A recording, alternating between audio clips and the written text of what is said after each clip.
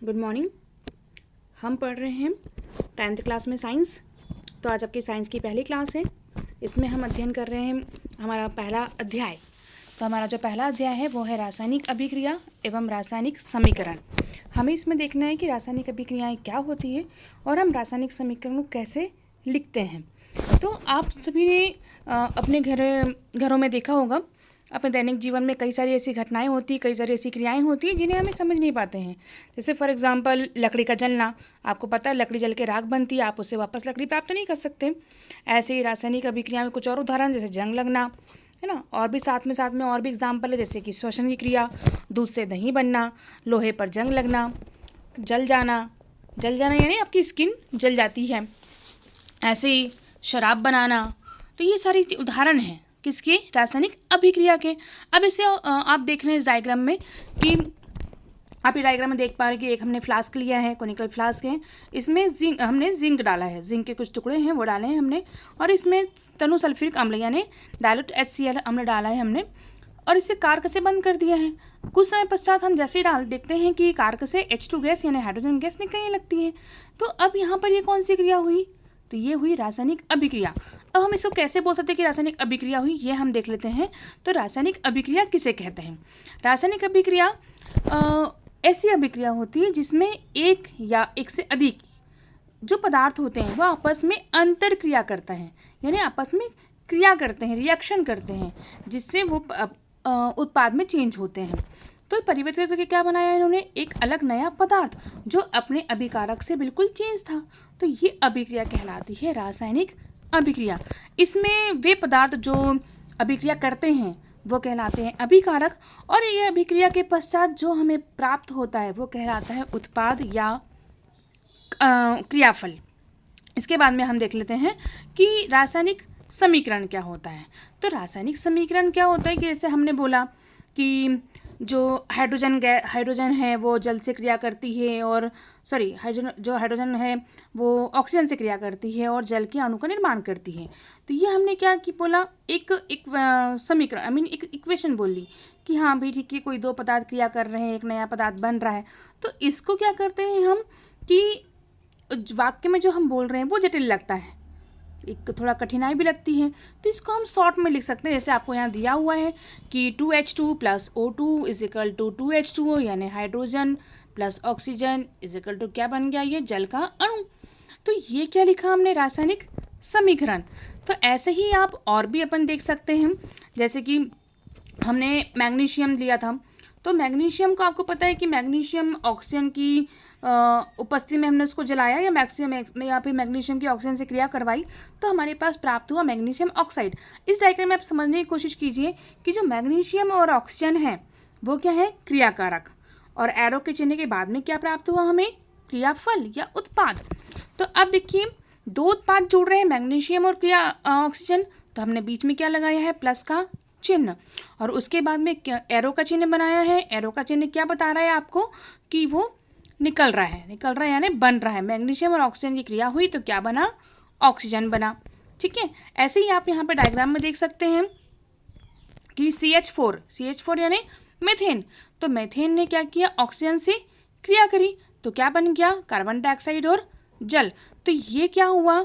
समीकरण लिखना, यानी आप इस प्रकार से समीकरण लिख सकते हैं। एरो के चिन्ह के पहले क्या होगा? अभिकारक या क्रियाकारक, और एरो के चिन्ह के बाद में क्या होगा? क्रियाफल या उत्पाद। ऐसे ही हम आगे और देख लेते हैं कि हमने ठीक है समीकरण तो लिख दिया, लेकिन समीकरण को हम संतुलित कैसे करें? तो संतुलित करने में क्या होगा कि आपने अपने 9th क्लास में एक नियम पढ़ा था, द्रव्यमान संरक्षण का नियम। यानी द्रव्यमान का ना ही बना सकते हैं आप, ना ही उसको नष्ट कर सकते हैं, बस आप उसे एक रूप से दूसरे रूप में रूपांतरित कर सकते हैं। ऐसी ऊर्जा का संरक्षण का नियम भी होता है कि ना तो ऊर्जा को उत्पन्न कर सकते हैं, ना ही आप नष्ट कर सकते हैं, सिर्फ एक रूप से दूसरे रूप में रूपांतरित कर सकते हैं। तो ऐसे ही होता है संतुलित समीकरण, यानी जब हर तत्व के परमाणु की संख्या तीर के निशान, जो आप एरो का निशान बना रहे हैं, उसके बाईं और दाईं ओर समान हो, तो वो समीकरण क्या कहलाएगा? संतुलित समीकरण। आइए अपन देख लेते हैं किस टाइप से होगा। जैसे आप इसमें देख रहे हैं, स्लाइड में आप देख रहे हैं कि Mg + O2 = क्या हुआ? Mg + O2 से क्या बन गया, क्रिया करी तो MgO, ठीक है। यानी मैग्नीशियम ने ऑक्सीजन से क्रिया करी तो क्या बन गया, वो मैग्नीशियम ऑक्साइड। तो हम देखेंगे कि संतुलित इसको हम कैसे कर सकते हैं, ये क्या ये संतुलित है, ये हम देखते हैं। तो हमने एक टेबल बनाया है, टेबल में हमने लिखा है कि जो लेफ्ट हैंड साइड तरफ जो है वो मैग्नीशियम के कितने परमाणु है, 1, यानी एरो के चिन्ह के पहले, ठीक है। और एरो के चिन्ह के बाद यानी राइट हैंड साइड तरफ भी मैग्नीशियम में कितने परमाणु हैं, 1। ऐसी ऑक्सीजन के परमाणु लेफ्ट हैंड साइड में कितने हैं, 2, यानी एरो के चिन्ह के पहले कितने हैं, 2, और एरो के चिन्ह के बाद में कितने हो गए, वो 1। तो क्या ये समीकरण संतुलित है, नहीं, ये समीकरण संतुलित नहीं है। अब हम इसे संतुलित करना सीखते हैं, किस प्रकार से आप संतुलित कर सकते हैं। सबसे पहले हम क्या करेंगे, उसी टेबल पर जाएंगे, ठीक है। तो हमने क्या किया कि जो आपका समीकरण था Mg+O2, एरो का चिन्ह लगाया हमने MgO। तो ये जो एरो के चिन्ह के बाद में MgO है तो हमने उसके पहले क्या कर दिया, 2 लिख दिया, यानी 2 लिख दिया। तो अब देखते हैं हम परमाणु की संख्या कितनी हुई। तो यहाँ देखिए आप Mg में लेफ्ट हैंड साइड यानी एरो के चिन्ह के पहले 1 परमाणु यानी मैग्नीशियम का 1 परमाणु है, और इधर राइट हैंड साइड तरफ क्या हो गया, 2 परमाणु यानी एरो के चिन्ह के बाद में 2 परमाणु हो गए। तो अब क्या होगा कि यहीं पर आप और देख सकते हैं कि ऑक्सीजन के 2 परमाणु हैं और दोनों एरो के चिन्ह के बाद भी कितने परमाणु हो गए ऑक्सीजन के, 2। तो अब देखो अभी भी ये समीकरण संतुलित है क्या, नहीं है। अभी भी क्या हो गया समीकरण में कि मैग्नीशियम की संख्या लेफ्ट हैंड साइड तरफ तो कम है, लेकिन एरो के चिन्ह के बाद में संख्या कैसी हो गई है, बढ़ गई है, ठीक है। तो हम इसको फिर से अब इसको और हम करते हैं। तो अब हमने क्या कर दिया कि मैग्नीशियम में एरो के चिन्ह के पहले भी हमने क्या लिख दिए, 2, ठीक है। तो अब क्या हो गया, हमारा समीकरण संतुलित हो गया। आप यहाँ देख सकते हैं कि हमने क्या किया कि एरो के चिन्ह के पहले भी मैग्नीशियम में 2 लिख दिया, यानी 2Mg+2O2 एरो का चिन्ह और 2MgO।